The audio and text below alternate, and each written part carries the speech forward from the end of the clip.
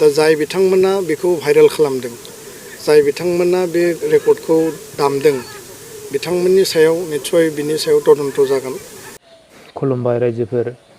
Call recording भाइराला जोबोर गोहोगोरा मोनसे रेकर्ड आरोना। माने कल रेकर्डिंआ मोनसे थार रायज्लायनायनि मोनसे फोरमान। दा बिनि थाखाय दाखालै बावै बड'लेण्ड रादाबनि चिफ इडिटर मैखोम बसुमतारीखौ जि चेनेलनिफ्राय एरख'बाय।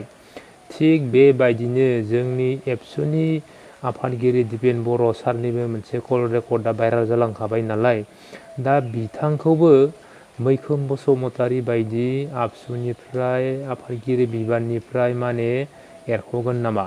माने गोबां मानसियानो माने कुइसन खालामो आरो माने सोङो, रायज्लायो, माने बेफोरबायदि मोनसे रेकर्ड ओंखारनाय भाइराल जानाय बा जाय बाथ्राखौ माने फरायसा आफादनि आफादगिरि जानानै बेफोरबायदि बाथ्राखौ बुंथावामोन, जेराव आबसुआ मोनसे रावबो पलिटिक्सजों माने सोमोन्दो गैयि मोनसे बर'नि गोथार आफाद, माने बर' हारिनि थाखाय मावबोनाय, बर' हारिया मा जादों मा जायाखै, गामि सिङाव मा जादों मा जायाखै, स्टुडेन्टफोरा मा मोनदों मा मोनाखै, बेफोरनि थाखायसो मोनसे खामानि मावग्रा होननानै जों एबसुखौ मिथियो आरोना। माने फरायसा आफाद होननानै मिथियो। दिनै फरायसा आफादनि दैदेननायावसो जोंनि बिटिआरनि पलिटिक्स पार्टिफोरा माने गिदिंबायदों नामा? माने एबसुनि थिननायावसो पलिटिक्सआ खामानिखौ मावो नामा? माने एबसुनि दैदेननायजोंसो जोंनि बिटिआरखौ सोलिदों नामा? बेफोरबायदि कुइसना बयनिबो गोसोआव जाखांफैयो जे माने दिपेन बर' सारनि कल रेकर्डिंखौ खोनानानै, दा जुदि नोंथांमोना खोनायाखैबा बे भिडिअनि गेजेरजों खोनानानै लानो हागोन। आरो बिथाङा कल रेकर्डिंजों सोरजों रायज्लायदोंमोन, सोरखौ मा थिनदोंमोन, सोरखौ कुइसन खालामनो होदो, सोरखौ एन्सार होनो होदो, गासैखौबो नोंथांमोना मिथिना लानो हागोन। जे आङो थुलमुल एसे बुंनानैसै, नोंथांमोना भिडिअखौ नायनानै लाजोबो बोलायना बुजाय मोनगोन जे दिपेन बर' सारा मैखोम बसुमतारीनो हरदों जे माने मैखोम बसुमतारीखौ थिनदों माने हाग्रामा सारा इउपिपिएल सरकाराव सान्थि गैया, बिटिआर सरकाराव सान्थि गैया होननायखौ माने फेरेंगा सारखौ कुइसन खालामनांगौ जे हाग्रामाया सान्थि गैया होननानै बुंदों। जेनेबा फेरेंगा सारनियाव सोंबाय, फेरेंगा सारा एन्सारखौ होनांगौ जे माने मायाव सान्थि गैया, जेरावबो सान्थि दङ। दा थिग बेबादिनो दिपेन बर' सारा सासे एबसुनि आफादगिरि, माने फरायसा आफादनि आफादगिरि जानानै माने रादाबखौबो निउस चेनेलखौबो सालायो नामा, पलिटिक्स पार्टिखौबो सालायो नामा, माने बिटिआर ओनसोलखौ एबसुआसो सालायो नामा, बेफोरबायदि कुइसना माने रायजोनि गेजेराव जाखांफैदो आरो। दा थिग बेबायदि कल रेकर्डिंनि थाखायनो माने मैखोम बसुमतारी चेनेलनिफ्राय एरख'बाय। थिग बेबायदिनो दिपेन बर' सारखौबो एबसुनिफ्राय एरख'गोन नामा? दा बेफोरबायदि कुइसना जाखांफैयो। आरो दिपेन बर' सारानो बे कल रेकर्डिंनि थाखाय माने मोनसे एन्सार होफिनखादो जे कल रेकर्डिंआ मब्लानि रायज्लायनायमोन, माने बबे समनि रायज्लायनायमोन, मा समाव रायज्लायदोंमोन, माने बिनि जेबो उदिस गैया, बिया माने जेबो गोसोआव गैया। जानो हागौ बियो माने दानि जुगा कम्पिउटारनि जुग ना, आधुनिक जुग, माने एडिट खालामनानै होनोबो हायो। दा थिग बेबायदिनो एडिट खालामनाबो होदोबो जानो हायो। आं बेफोरबायदि रायज्लायनाय बबे समाव रायज्लायदोंमोन बेफोरबायदि जेबो गोसोआव गैया होननानै बुंबाय आरो। दा नोंथांमोना भिडिअखौ नायनानै लाग्रो, अब्लानिया बुजि मोनगोन।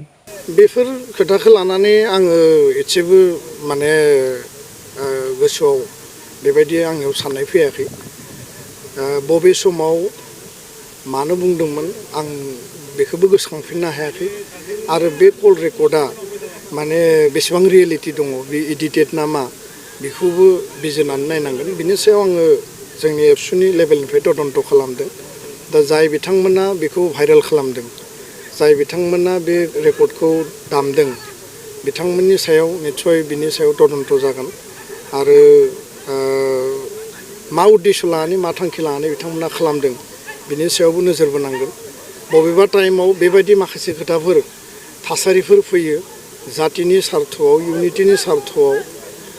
मालाबा दुलाराय बर' फरायसा आफादा हारिखौ जोङो खौसे खालामनाय, हारिखौ जोङो बजबनाय आरो राइटखौ राइट, रंखौ रं जोङो बुंनायनि थाखाय हाबा मावबोनांदों। दा बेखायनो बियो गोजाम अडिअ' जानांगौ खिन्थु बेयाव माखासे एडिटेड फ्रेक्सन दङ आरो दिनै माने कम्पिउटार बा नोङो माने मा दिनै AI नि आर्टिफिशियेल इन्टेलिजेन्स डिजिटेलनि जुगाव गोबां बेबायदि एडिटेड जायो आंहा रावनिबो सायाव बेबायदि आक्षेप बा गाज्रि मोननाय गैया आरो बे दिनैनि तारिखाव जेबो रिलेभेन्सि गैया आरो स्पष्ट बाथ्राखौ जुदि बुंनांगौब्ला बर'नि मोननै रिजनेल राजखान्थि हान्जा UPPL आरो BPF खौ ज' खालामनानै बा मोनसे बुजाबुजिनि आधाराव बर'नि जातीय सत्ता अस्तित्व थामोन्था रैखाथि माहारिबादखौ लानानै आवगायलांनांगौनि थाखाय जोङो ग्रेटार इन्टारेस्टआव आपिल होदों आरो बिनि थाखाय हाग्रामा महिलारि बिथां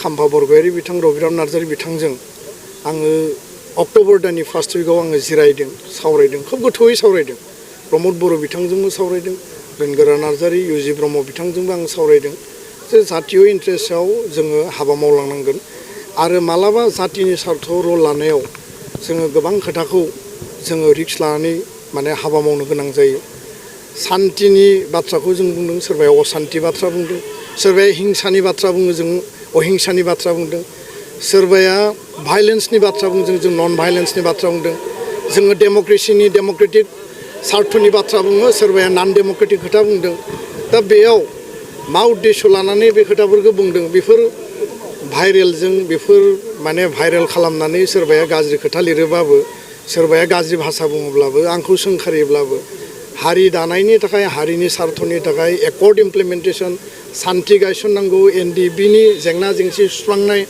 बिथांमोननि केस बिथांमोननि जेलाव थानाय जोंनि बिदा फंबायखौ लाबोनांगौनि थाखाय भारत सरकारजों आसाम सरकारजों नेशनेल जि मोनसे कमिटमेन्ट दङ बिनि आधाराव जि खामानि मावनांगौ बेखौ एबसुआ एक बिन्दुबो दोरोदा दा बेखायनो बेबायदि फिसा फिसौ लेभेलनि राजनिति खालामनानै बर' हारिया मालाबाबो लाब जाया जातिनि ग्रेटार इन्टारेस्टआव बिथांमोना नायनांगौ आरो देरसिन लिडारफ्रासो सिद्धान्त लानांगौ बेबायदि गाहाय लेभेलनि सोरबा ब्लक लेभेलनि सोरबा प्राइमारि लेभेलनि हान्जानि सोरबाया बेफोरखौ भाइरेल खालामनानै सोरनिबा इमेज नस्थ' खालामगोन एबसुखौ माने गावनि टार्गेट भिजन मिशननिफ्राय दोरोद होगोन बेफोरखौ बिथांमोना साननानै जेबो लाब गैया बिनिख्रुइ मायबा एक्सट्रिम ओंखारब्लाबो आंहा बिनि सायाव कुनु पस्थायनाय गैया खारन आं जातिनि सार्थआवसो सोरबाया हिंसानि बाथ्रा बुङो जों अहिंसानि बाथ्रा बुङो सोरबाया नन डेम'क्रेटिकनि बाथ्रा बुङो जों डेम'क्रेसिनि बाथ्रा बुङो आरो बेबायदि भाइलेन्सखौ जों लुबैया शान्तिया जोंनि एजेन्डा आरो बर' हारिनि थामोन्था रैखाथि